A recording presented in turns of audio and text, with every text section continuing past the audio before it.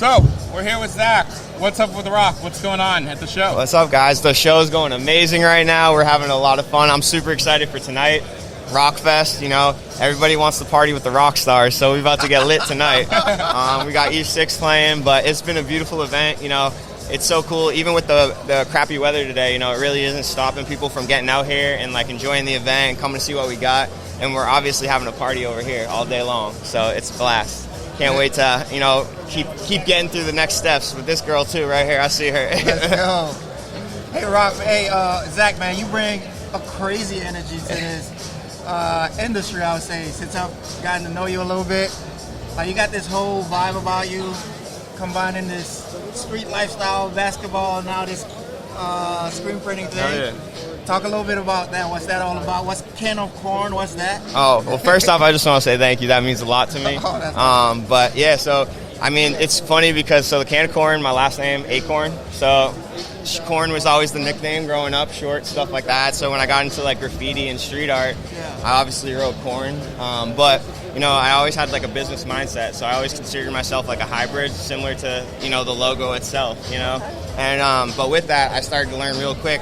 As my business developed, it was all right, I have a lot more to risk. I can't be in the streets writing my name everywhere and trying to get up all the time, because now it's starting to get branded. It's just they're going to know where to find me. Yeah, right. So it was all right, let's be smarter about this. So I had to start transitioning more into, let's do the full-on branding and stuff like that. But the big thing for me was, and I was able to learn it even with the street art and the spray painting and stuff, is as long as I'm creating and doing art, I'm happy, man. I'm me. So it's really cool, to be able to just do your thing and be who you are, and that's where the energy comes from, man. So how are you taking that kind of energy and applying it with your role at ROQ? What are you focusing on within that company right now? So with ROQ, it's such a blessing, I was honored when they first reached out, and to be able to work with them and stuff like that. They were already an amazing team and an amazing company, so to be able to come on there and for me, I just look at it as I just want them and the rest of the team to feed off of it, and understand that we're such a amazing team in this community, because what we're really trying to do is really partner with people, make their prints better, and help them grow, and so to be able to just come and bring that positive energy to not only for our partners, but for the team is huge. And especially when I'm going into the trainings and the installs, it's super exciting, because it's one of those things where, I know what it feels like. Yeah. I know what it's like to get that equipment. I know what it's like to be in that situation of trying to learn. So, bringing that positivity is huge, because the last thing you want to do is get in your head and get down on yourself. When you're messing up, you're learning, and that's what you want to be doing. So if you can be positive about it and let people know it's all good, I mess up every day, so it's big. I'm always amazed by the installs, because it seems there's no install that's alike. There's always a new surprise. There's always some weird problem. With my shop, we were trying to go through a normal retail door, watching them try to put a ROQ dryer and a ROQ auto through just a door. Yep. It's just hilarious, seeing some of those situations that people put in it. I've heard that you guys have used cranes because you have to go to the second floor. Oh yeah. I recently just did one out in Grand Rapids, Michigan. Yeah. And it was wild, because it was a fit press, right? So the whole thing with the fit presses is to showcase how it can fit anywhere, right?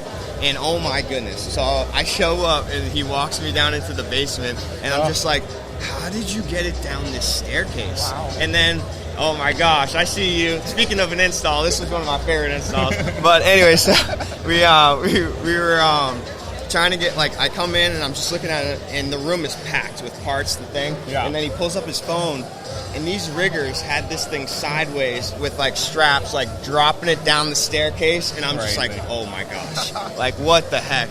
But similar to yours, I remember one of my first moves I ever did was in a retail shop in New York City, and it was crazy because all they have is the crates and stuff like that. So they're breaking glass, they're literally putting the press upside down to try to squeeze it through things and stuff. It was wild. So what are you liking as the newest press tech coming out now from ROQ? I know the Impress has made kind of a big splash because people know how they could use it with DTF. Yep. But what's going on with all the inline DTG stuff? Because these machines look insane. Yeah, it's really cool. You know, that's the one thing I love about ROQ is like they don't want to stop. You know, they want to continue to help the partner and continue to get better. You know, like this year alone, we've dropped, like you said, so many amazing pieces of equipment. You know, whether it's the DTGs aspect, it's the transfer aspect. You know, our folders are getting better. You know, we dropped our individual folder, which is amazing because not only is it great as a more compact, but like if you already are somebody that's doing a lot of folding and stuff, it complements everything else so well, so that production can keep getting better. You know, the cool thing is like the way we look at it is we really want to get the automation to like all the way to the end zone.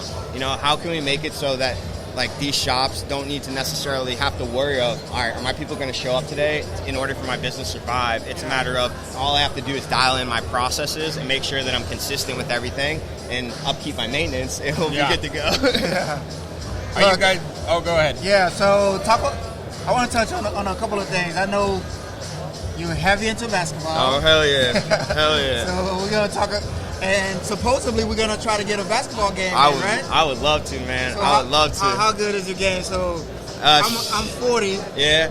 All right. I don't think you should take it easy on me. I'm not gonna take it easy on you. So funny thing is, first time Ryan and I played, we were talking trash, and I said, hey, just so you know, bro, all right, the only time I'll ever let you beat me is in front of your kids, so you still look like Superman, but I'm gonna score 10 straight points first and then let you score the rest. But nah, man, it was just one of those things. I love basketball. It taught me so much, and like I'm a big believer in that. Like you have to go through these like chases. You have to chase certain dreams. And even if you don't make it, you know, as long as you're learning and like you fell in love with certain things, that's the beauty of it. Like for me, I grew up and I was like, oh, I'm gonna make it to the league, all this stuff, not realizing it's like I wasn't really doing the stuff I really needed to do. I wasn't making the connections I needed to do, and at the end of the day, I didn't really want it like some of these dudes want it, you know? But it's beautiful because, you know, I learned confidence, I learned swagger, like I learned how to like talk and back it up, you know, and just how to like work out and be on that mindset. So I have a book I'm working on that I'm super excited to drop in the next few years that is called Create Like an Athlete, and like that was a lot of the stuff that inspired me. You know, it was like one of those things where it's like, all right, I learned so much from, you know, the failures or not getting to where I wanted to with sports, but I learned so much. Like I got to work with a team, I got to be a team captain, I knew how to get like fail, like getting cut from my freshman basketball team and then coming back and being the dude. You know, it's like all those little things are helping, but they're stepping stones for like this life too. You know, it's like, all right, well now I'm here. And like if I can honestly say, all right, I didn't do the things that I should have done for basketball, am I going to let that same thing happen now with this career? You know, now being an artist and screen printing and all that stuff. And it's like, hell no, man. Like I got to get after it. And that's the same thing I just want to spread and inspire other people to do, you know? It's funny because like people go be like, oh, self-made, like all that. And it's like self-made only represents the fact that like you decided what you wanted to be. Like, it's not saying that you did it all yourself or anything like that. It's just like, I figured out myself, who I am, and I'm going to do whatever it takes to become that person. So that's awesome. That kind of energy is like the way that people succeed. It's like the constant grind and just the day-to-day and actually keeping yourself enthusiastic instead of just being like, well, I'm stuck in this hole. Oh, yeah. Yeah. I mean, it's funny because I tell people all the time, you've heard me say it in the talks, but success is boring when you really think about it. Yeah. You can think all the way down to the detail of a second of what you need to do in order to get to that level. The matter is like how dedicated and consistent are you going to be? You know, are you going to make those sacrifices? Are you going to stay motivated or determined? You know, and like the real thing is going back to the question or the thing that you guys were talking about earlier with the energy and the positivity. Like that's going to be always my constant motivation. You know, because like as long as I'm positive and I keep working off of that, and same thing with everybody else, like you'll keep growing. You know, and that's why I say a lot of the times like you got to trust the process. Yeah. So. Just real quick, I know you have a presentation symposium that you're doing. You're a big speaker now. I'm trying to be like you. I'm trying to be like you. Go. A big speaker now. Talk a little bit about that and how's it gonna happen? Where's it gonna happen? So we're gonna be at the over in the symposium main entrance of the Impressions Expo. I'm super excited.